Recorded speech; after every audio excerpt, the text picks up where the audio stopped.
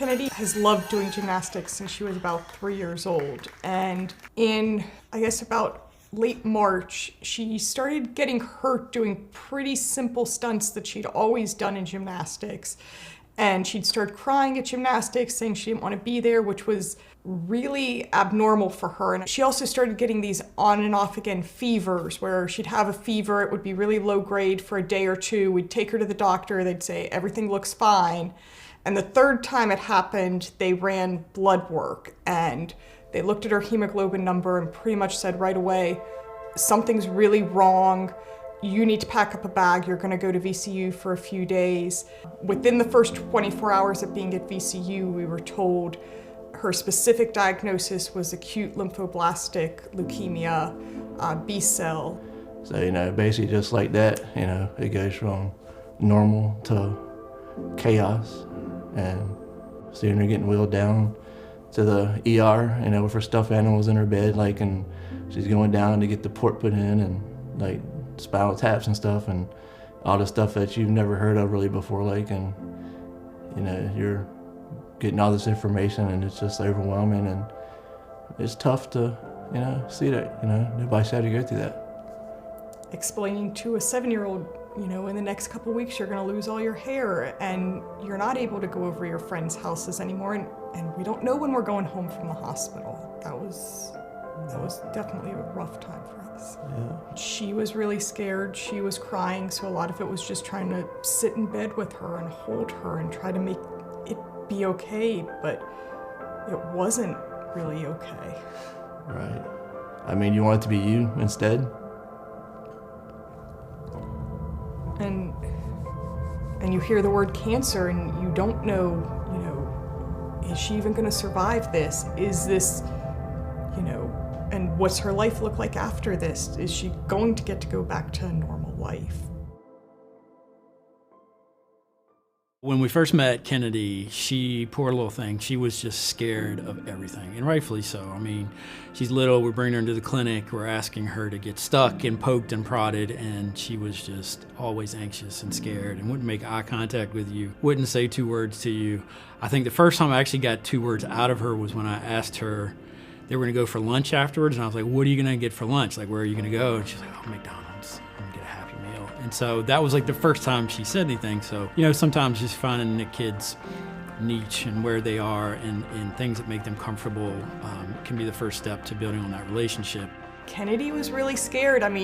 The first thing they do when you get there is they access your port, which is a needle coming right at you and being stuck into your chest. And Katie just sat there and held her hand through it. And then she's like, as soon as this is over, we're gonna go to Treasure Box and you're gonna get to pick out a toy.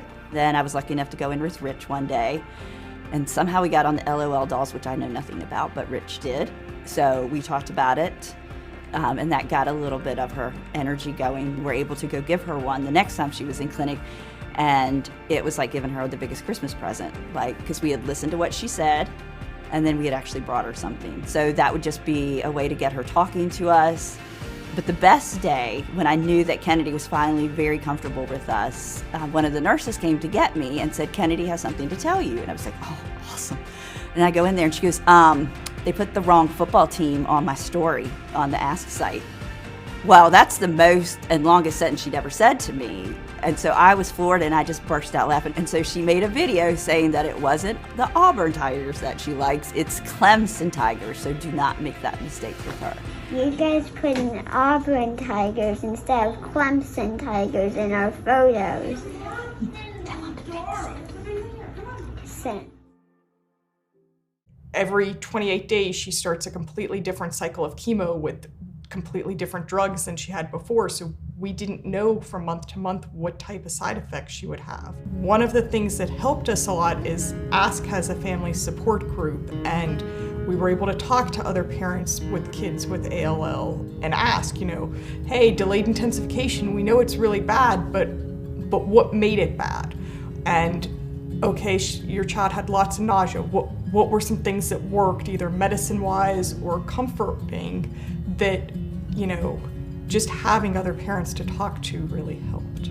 Kennedy went back to school 2 weeks ago after being out for about 7 months, and we didn't know how that was going to go, but ASK and Alma Morgan have prepared this special packet of questions to ask, and a packet for her teacher and the vice principal as well. It's so important that the entire school team has an idea of what that child has been through.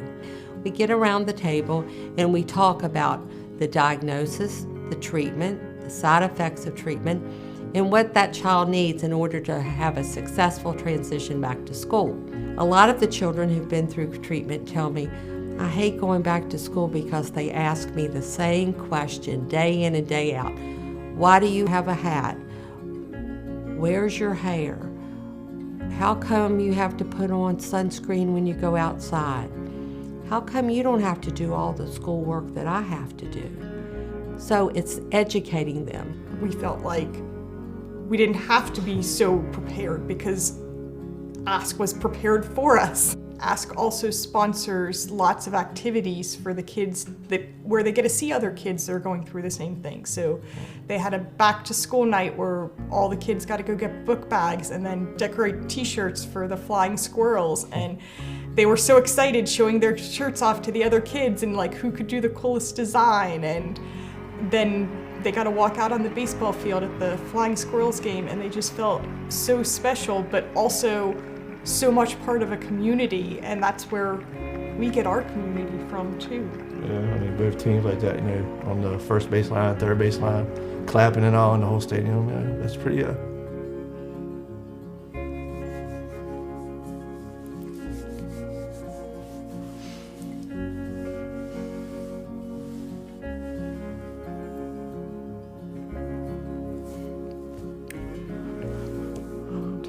It's pretty, special to see the community and all, and ASK Foundation to be able to do stuff like that for people, families and all who are going through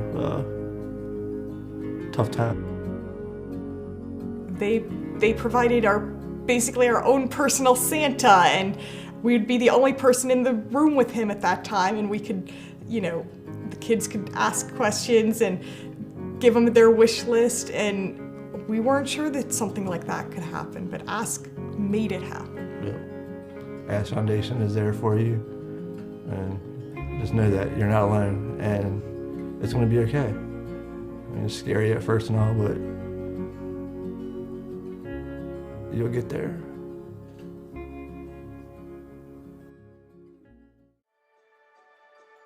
There are 6 cycles of chemo for ALL, and the last one is maintenance. And at this point, they say we can go back to normal. She can go back to school, she can go back to gymnastics.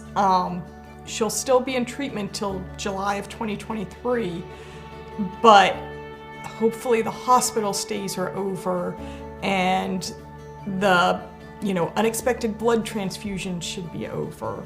I mean, you just take it one day at a time, 1 week at a time, and just keep marching towards that date, and then you see where you're at, and hopefully you feel like you're already getting closer to being okay, hopefully everything, the worst is behind you, you hope, and that's how you can be optimistic like that, okay, and just keep marching forward with it.